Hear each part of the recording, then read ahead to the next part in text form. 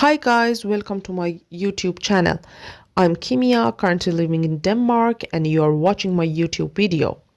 In this episode, I will share my travel experience in Madrid with you. If you like this video, please like and subscribe, and feel free to leave your comments. My flight was from Billund, Denmark to Frankfurt, and then to Madrid. I arrived in Madrid at around 7 p.m. Madrid, the capital of Spain, is known for its rich cultural heritage, beautiful architecture, and vibrant nightlife.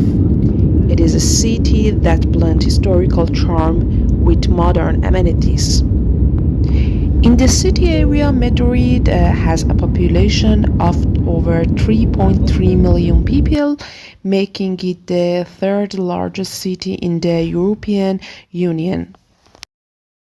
Since I love staying in historical buildings, I choose residential Alcalá de Henares, which is about an hour away from Madrid. From Barajas Airport, I took a bus that took about an hour to get there. This residence, San Ildefonso, belongs to the University of Alcalá de Henares, which is one of the oldest universities in Spain, founded in 1499.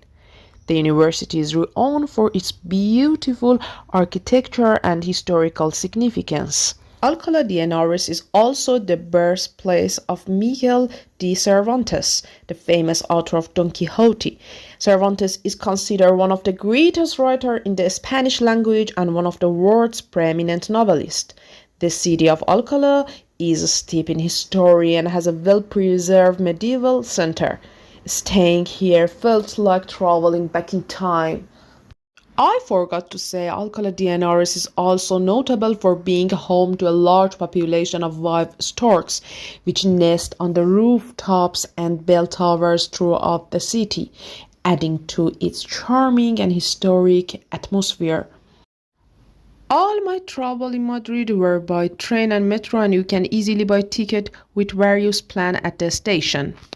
The next day, I woke up early at 5:30 a.m. and headed to Madrid at 6 a.m.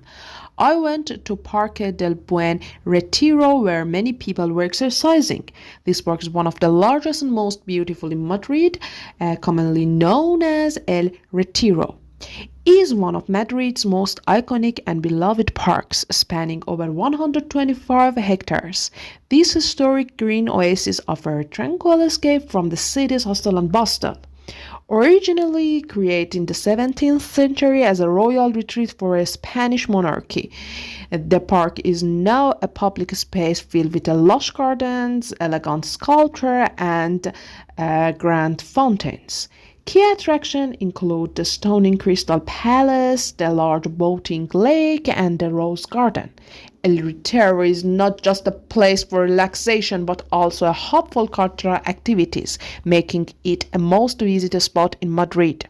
Next to the park is a botanical garden, which was closed when I visited. I divided my exploration of Madrid's historical buildings into three parts. You can easily walk through this area and visit various museums amidst the captivating architecture of Madrid, or you can use Hoho bus. In the first spot, after Retiro Park and passing by historical church, I headed to the Prado Museum. Despite arriving at 9 a.m., there was a long queue, but I had purchased my ticket online.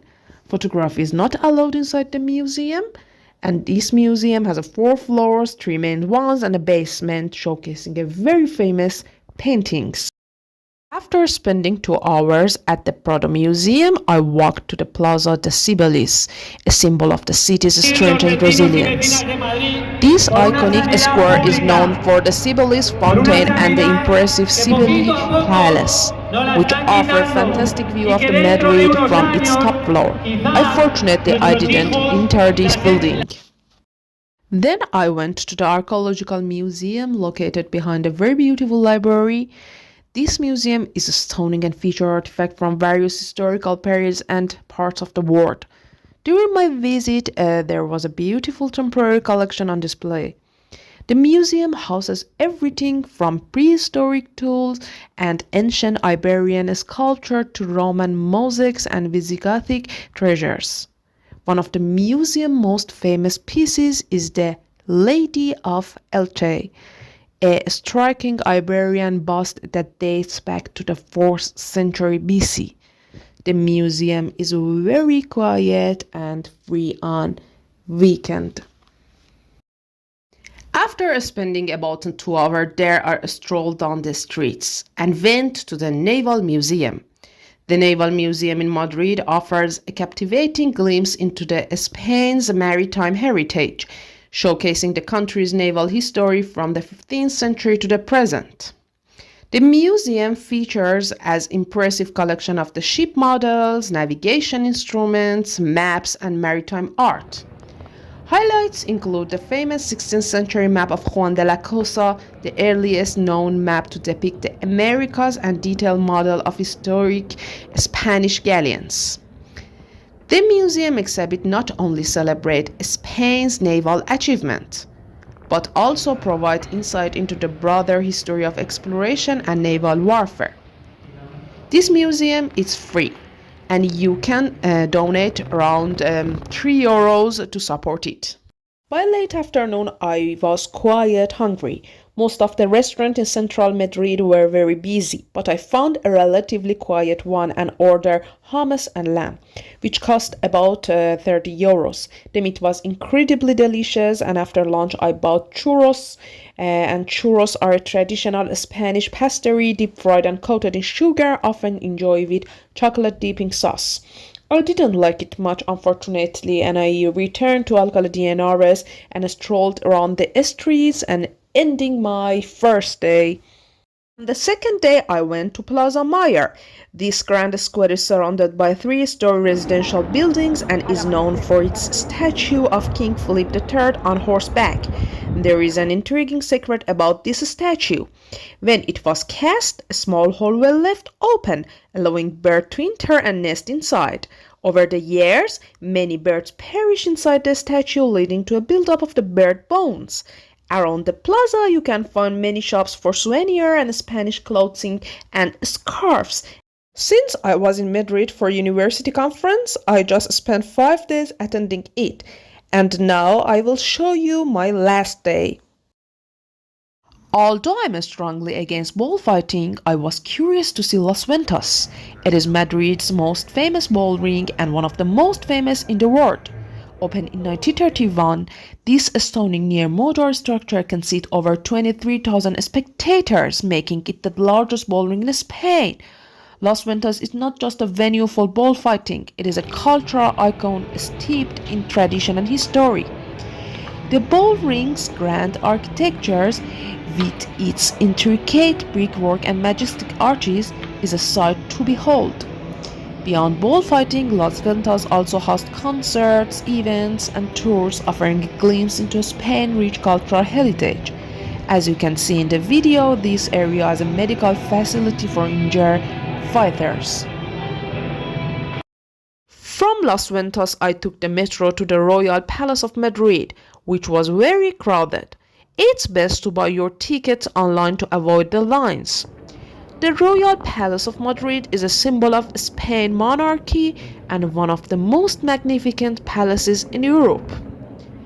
Built in the 18th century on the site of a former Moorish fortress, these grand Baroque palaces boast over 3,000 rooms filled with opulent decor, including lavish frescoes, ornate chandeliers, and luxurious furnishings.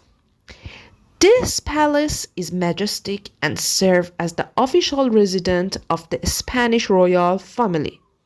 For the while I'm not talking, that you can see the video of this palace.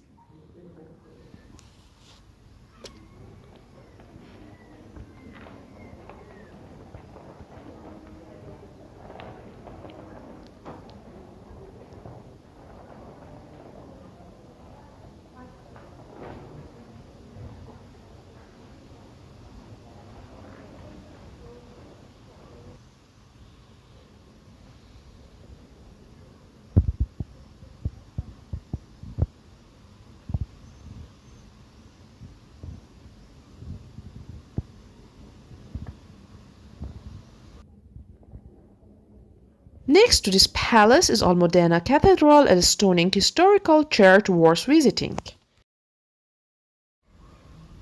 Then I walked to the Islamic Wall. This ancient wall is one of the few remnants of the Muslim present in Madrid and dates back to the 9th century.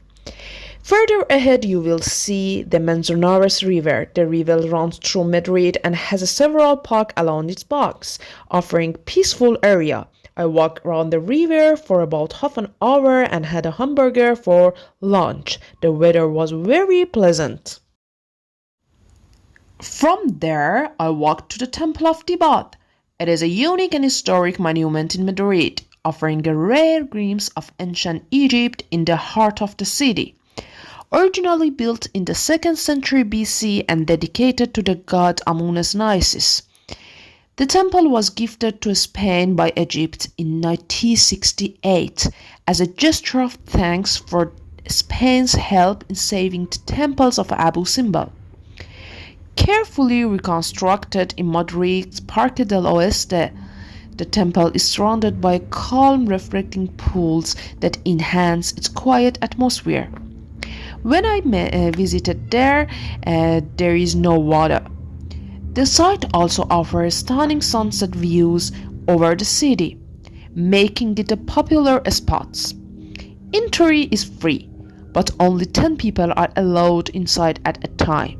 So I had to wait for over 2 hours, but it was worth it. Next to the temple, it is a beautiful rose garden. But I had to leave quickly to meet one of my friends. After meeting my friend, I returned to Alcalá, packed my suitcase, and the next morning I went back to Denmark.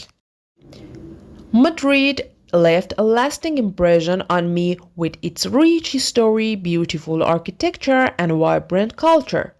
I hope you enjoyed this video. I returned to Madrid in June 2024 and will upload that video soon. Have a great time!